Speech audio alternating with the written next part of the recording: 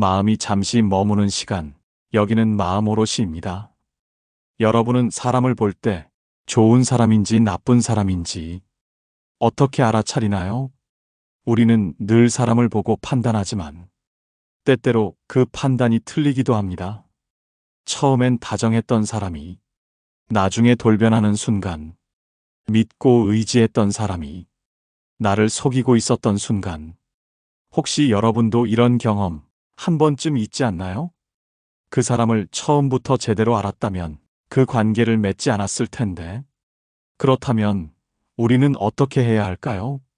지금부터 그 사람의 진짜 모습, 본성을 알아볼 수 있는 결정적인 5가지 신호를 알려드리겠습니다. 오늘 주제가 마음에 드신다면 구독과 좋아요 눌러주세요. 여러분의 마음을 안아주는 좋은 컨텐츠로 보답하겠습니다. 첫 번째 신호는 옷차림입니다. 우리는 사람을 볼 때 무의식적으로 옷을 먼저 보죠. 그런데 흥미로운 연구가 있습니다. 사람의 성격과 옷 스타일은 놀랍도록 깊은 관련이 있습니다. 미국 노스웨스턴대 연구에 따르면 사람은 옷을 통해 무의식적으로 자신의 정체성을 표현한다고 합니다. 심리학자 애덤 갈린스키는 이렇게 말했습니다. 옷은 단순한 천조각이 아니라 자신을 어떻게 정의하는가의 문제다. 패션 업계의 거장 조르지오 아르마니는 스타일은 말없이 하는 자기소개다 라고 말하기도 했습니다. 활발한 사람일수록 화려하게 입고 주목받기를 좋아할수록 스타일이 다양하고 강렬합니다. 반대로 신중한 사람일수록 무채색을 선호하고 심플한 디자인을 즐깁니다. 완벽주의적인 사람이라면 늘 단정하고 깔끔한 차림을 철저하게 유지하려 합니다. 반면 옷차림이 대충이거나 아예 무신경한 사람은 타인의 시선을 덜 신경 씁니다. 그런데 여기서 중요한 건 스타일 그 자체가 아닙니다. 왜 그런 옷을 입었는가? 이 질문을 던지는 것이 핵심입니다. 같은 화려한 옷이라도 누군가는 단순히 기분 좋아서 입고 누군가는 사람들의 시선을 끌기 위해 입습니다. 같은 정장을 입었더라도 누군가는 형식을 중시해서 입고 누군가는 권위를 과시하려 일부러 차려입는 경우도 있습니다. 그러니까 중요한 건 그 사람이 어떤 옷을 입었느냐가 아니라 왜 그런 옷을 선택했는가? 입니다. 옷차림을 볼 때 단순한 스타일이 아니라 그 사람이 보내는 메시지를 읽어야 합니다. 평소 스타일이 일관적인가? 그 상황에 따라 옷차림이 바뀌는가? 타인을 의식해 변하는가? 누군가는 늘 화려하게 입습니다. 그게 그 사람의 본성일 수도 있고 남들에게 강한 인상을 주려는 계산된 전략일 수도 있습니다. 또 어떤 사람은 특정 사람을 만날 때만 옷차림을 신경 씁니다. 예를 들어 평소에는 허술한데 상사나 권력자 앞에서는 갑자기 깔끔하게 변하는 사람이 있죠.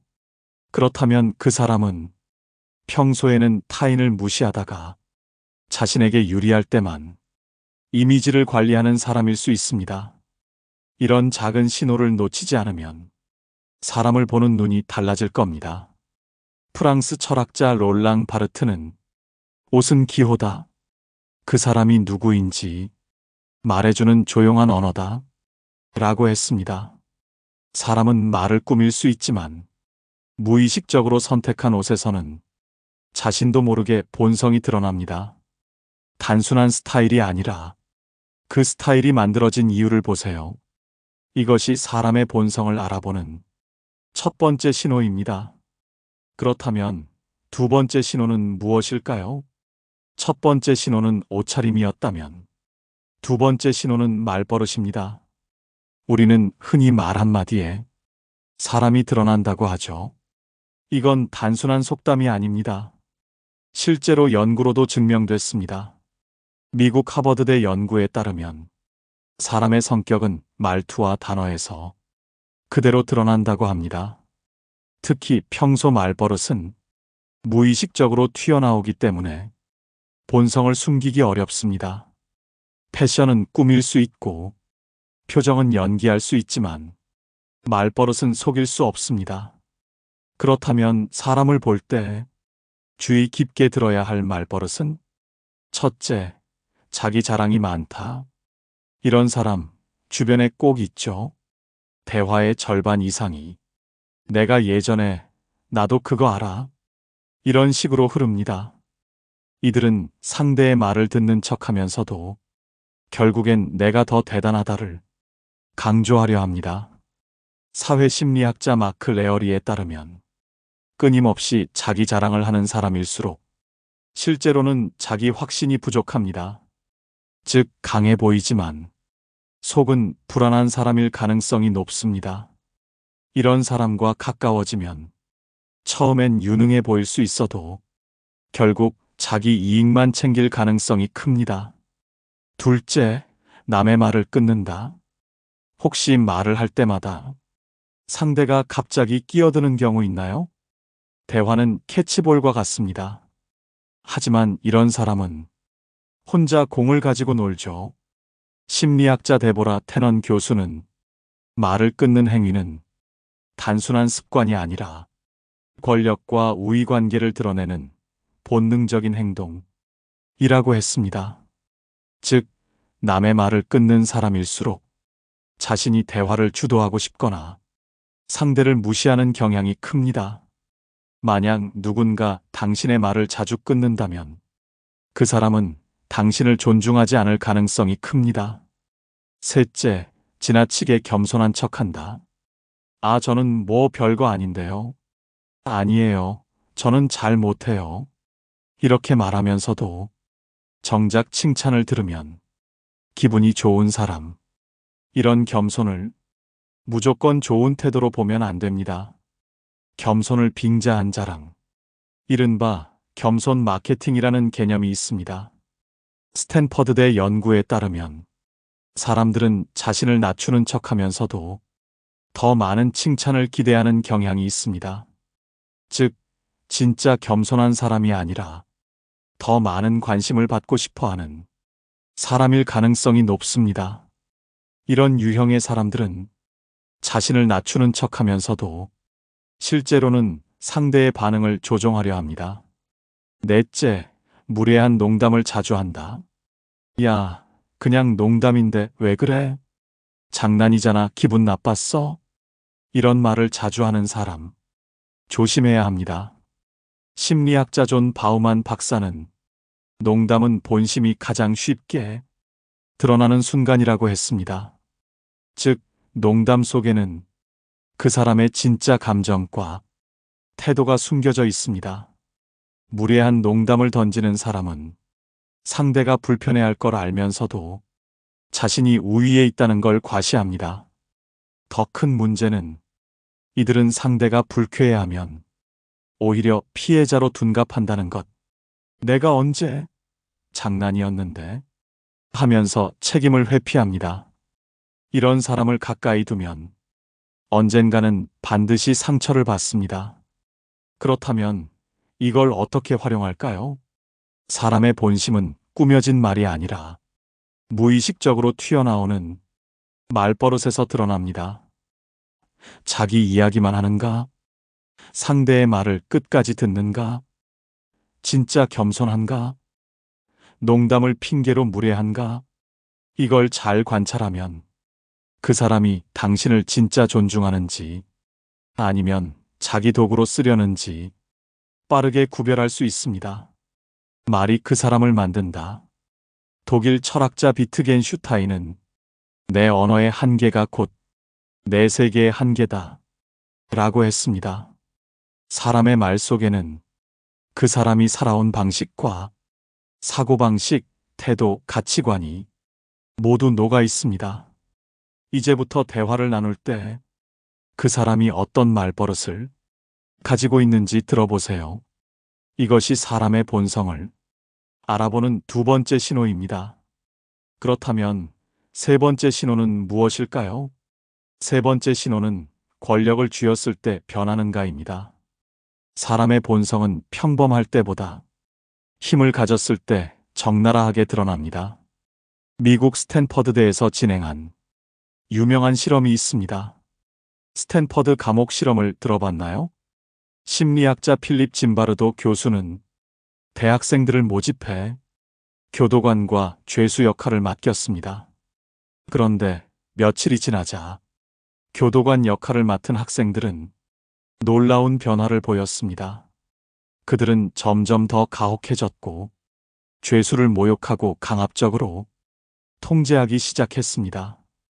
그냥 역할극일 뿐인데도 조금의 권력을 주자 본성이 바뀌어 버린 것입니다.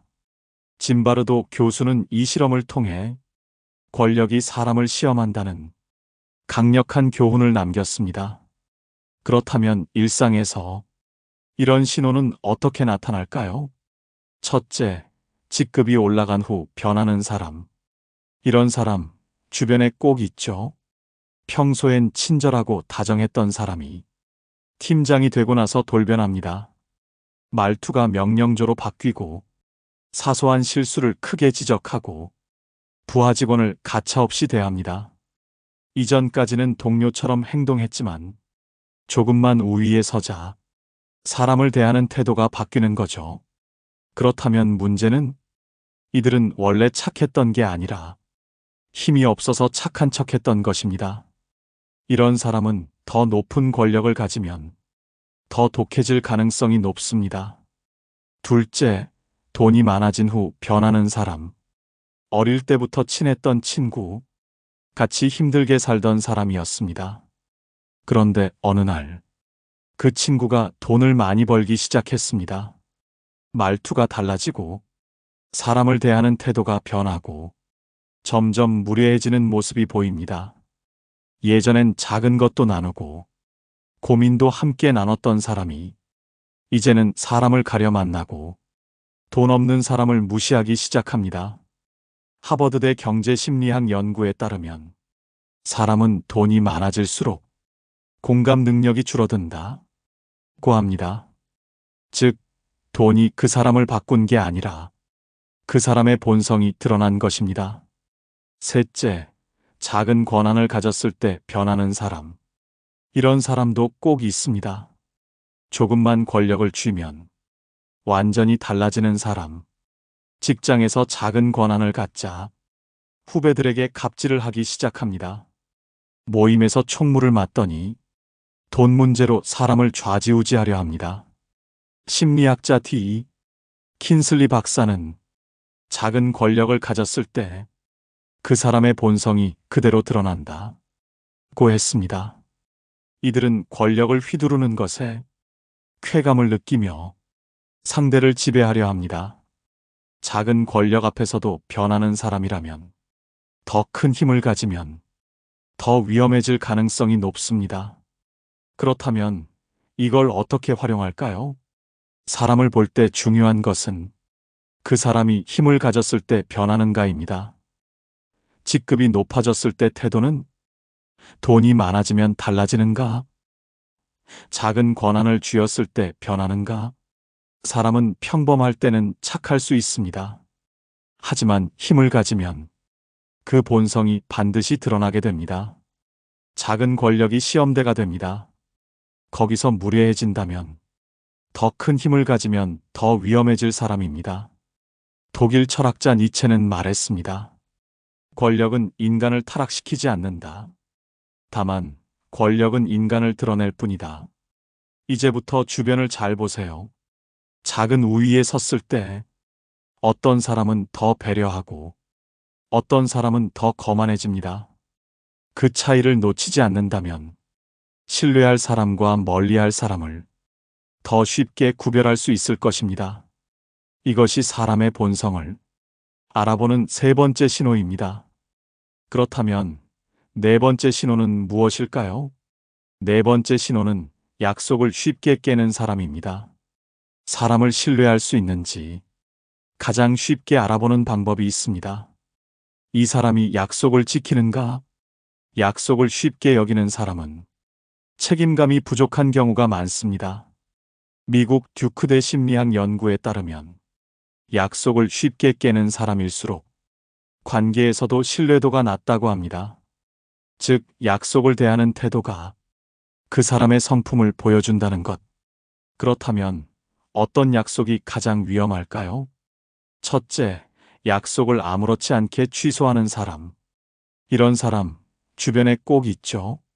처음에는 꼭 보자 해놓고 막상 당일이 되면 연락이 없습니다. 아, 미안. 갑자기 일이 생겨서. 오늘 몸이 안 좋아서 다음에 보자. 한두 번이면 괜찮습니다. 하지만 이런 일이 반복된다면 이 사람은 당신을 소중하게 여기지 않습니다. 자기 편한 게 우선인 사람입니다. 결국 중요한 순간에도 믿을 수 없습니다. 이런 사람과 가까워지면 언젠가 중요한 순간에 가장 먼저 당신을 배신할 사람입니다. 둘째, 이중으로 약속을 잡는 사람. 이건 더 심각한 문제입니다. 나 오늘 약속 있어 해놓고 다른 사람과 또 약속을 잡습니다. 그리고 마지막 순간에 누가 더 중요한지 따져보고 한쪽 약속을 취소합니다. 아, 미안. 급한 일이 생겼어. 갑자기 중요한 약속이 잡혀서. 이런 사람은 책임감이 없습니다. 인간관계를 우선순위로 계산합니다. 자신에게 더 이득이 되는 쪽을 선택합니다. 필요할 때만 상대를 찾습니다. 이중 약속을 습관적으로 잡는 사람은 결국 중요한 순간에 당신을 버릴 가능성이 높습니다. 이런 사람과 약속을 잡았다면 당신이 후순위가 될 가능성이 높다는 걸 꼭 기억해야 합니다. 셋째, 말만 앞서는 사람. 이런 유형도 있습니다. 이번엔 내가 꼭 밥 살게. 다음 주에 시간 비워놓을게. 하지만 막상 만나려 하면 이번 주는 좀 바빠서, 내가 요즘 정신이 없어서. 이들은 약속을 쉽게 하지만 그 약속을 행동으로 옮기지 않습니다. 사람을 쉽게 대하고 자기 말에 책임을 지지 않으며 결국 당신을 계속 실망시킵니다. 말로만 잘하는 사람보다 작은 약속이라도 지키는 사람이 훨씬 더 신뢰할 수 있는 사람입니다. 그렇다면 이걸 어떻게 활용할까요? 약속을 쉽게 깨는 사람은 당신을 쉽게 여기는 사람입니다. 약속을 자주 취소하는가? 이중 약속을 잡고 우선순위를 따지는가? 말만 하고 행동하지 않는가? 이걸 잘 관찰하면 이 사람이 당신을 소중히 여기는지 아니면 자기 편한 대로 행동하는지 한눈에 알 수 있습니다. 약속을 가볍게 여기는 사람과 가까워지면 결국 중요한 순간에 당신은 후순위가 될 것입니다. 독일 철학자 칸트는 말했습니다. 약속을 쉽게 어기는 사람은 언젠가 신뢰를 잃고 고립될 것이다. 사람은 실수할 수 있습니다. 하지만 같은 실수를 반복하는 사람은 그게 본성입니다. 이제부터 주변을 잘 보세요. 약속을 가볍게 여기는 사람과는 절대 가까이 하지 마세요. 이것이 사람의 본성을 알아보는 네 번째 신호입니다. 그렇다면 마지막 다섯 번째 신호는 무엇일까요?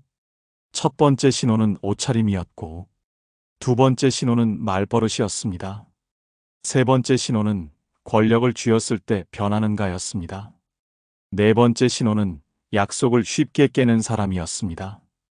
이제 마지막 다섯 번째 신호는 타인의 성공을 질투하는 사람입니다. 사람의 본성은 평범할 때보다 남이 잘 될 때 가장 적나라하게 드러납니다. 누군가 당신의 성공을 축하하는 척하지만 속으로는 질투와 경쟁심을 숨기고 있다면, 이런 사람과 가까워지면 언젠가 당신도 공격당할 수 있습니다.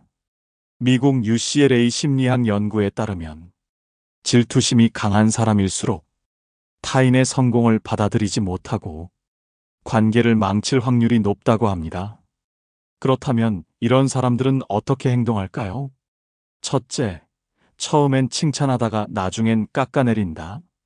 처음에는 축하하는 듯 말합니다. 와, 대단하다. 축하해. 그런데 나중엔 말이 달라집니다. 솔직히 저건 운이 좋았던 거야. 원래 저렇게 잘 되는 애들 오래 못 가. 너도 조심해야 해. 지금은 좋겠지만 나중에 어떻게 될지 모르는 거잖아. 칭찬하는 척하면서 은근히 불안감을 심어줍니다. 이런 말을 하는 사람은 진짜 축하하는 게 아닙니다. 당신이 너무 잘 되는 게 그저 불편할 뿐입니다. 둘째, 남이 잘 되는 걸 보면 비꼰다. 요즘 너 잘 나가네? 이제 나 무시하는 거야? 갑자기 왜 이렇게 변했어? 자신보다 잘 되는 사람을 보면 괜히 한마디씩 던지는 사람. 이들은 직접적인 악의 없이 기분 나쁘게 만드는 데 능숙합니다. 성공을 축하하는 자리에서도 그래도 아직 갈 길 멀지? 너도 아직 부족한 게 많잖아. 이렇게 말하며 상대의 기쁨을 반으로 깎아내립니다. 타인의 행복을 온전히 인정하지 못하는 사람. 이들과 가까워지면 당신도 표적이 될 수 있습니다. 셋째, 남의 성공을 자기 이야기로 바꾼다. 너 이번에 상 받았다며? 근데 그거 사실 나도 할 수 있었는데. 이런 식으로 남의 성공을 자기 이야기로 돌리는 사람들. 솔직히 나도 비슷한 기회가 있었어. 그때 내가 좀만 더 했으면 나도 됐겠지. 이런 사람들은 타인의 성공을 진심으로 축하하는 게 아닙니다. 오히려 나도 저 정도는 할 수 있었어. 라는 걸 강조하고 싶어 합니다. 타인의 성공을 인정하지 않는 사람은 결국 자신보다 잘 되는 사람을 견디지 못하는 성향을 가지고 있습니다. 이런 사람과 오래 있다 보면 당신도 점점 기운이 빠질 겁니다. 그렇다면 이걸 어떻게 활용할까요? 진짜 좋은 사람은 타인의 성공을 진심으로 기뻐할 줄 압니다. 하지만 질투가 많은 사람은 칭찬하는 척하다가 뒤에서 깎아내립니다. 남이 잘 되면 비꼬거나 조롱합니다. 타인의 성과를 자기 이야기로 바꿉니다. 이런 사람과 가까워지면 당신도 결국 표적이 될 가능성이 큽니다. 심리학자 알프레드 아들러는 말했습니다. 열등감을 가진 사람일수록 남의 행복을 불편해한다. 질투는 단순한 감정이 아닙니다. 그 사람의 근본적인 사고방식을 보여줍니다. 이제부터 주변을 잘 보세요. 당신이 잘 될 때마다 옆에서 어떤 반응을 보이는지. 진짜 좋은 사람은 당신이 성장할 때 함께 기뻐합니다. 하지만 질투하는 사람은 당신이 올라갈 때 잡아 끌어내리려 할 것입니다. 이것이 사람의 본성을 알아보는 5번째 신호입니다. 이제 모든 신호를 알게 되었습니다. 사람을 만날 때 이 5가지 신호를 꼭 기억하세요. 처음엔 잘 보이지 않지만 시간이 지나면 반드시 드러납니다. 우리는 상대를 판단하지만 동시에 누군가도 우리를 판단하고 있습니다. 우리가 좋은 사람을 만나고 싶다면 스스로도 좋은 사람이 되어야 합니다. 니체는 말했습니다. 누군가를 오래 바라보면 그 시선의 끝에 서 있는 건 바로 나 자신이다. 여러분은 어떤 시선으로 세상을 바라보고 계신가요? 그리고 여러분은 어떤 모습으로 비춰지고 있나요? 오늘 영상을 보며 여러분은 어떤 생각이 드셨나요? 여러분의 경험과 생각을 댓글로 나눠주세요. 여러분의 이야기가 누군가에게 큰 위로와 깨달음이 될 것입니다. 오늘 영상이 도움이 되셨다면 소중한 분들께 공유해 주시고 구독과 좋아요로 저를 응원해 주세요. 여러분과의 소중한 연결이 저에게 큰 힘이 됩니다. 오늘도 좋은 하루 되세요. 이상으로 마음오롯이었습니다.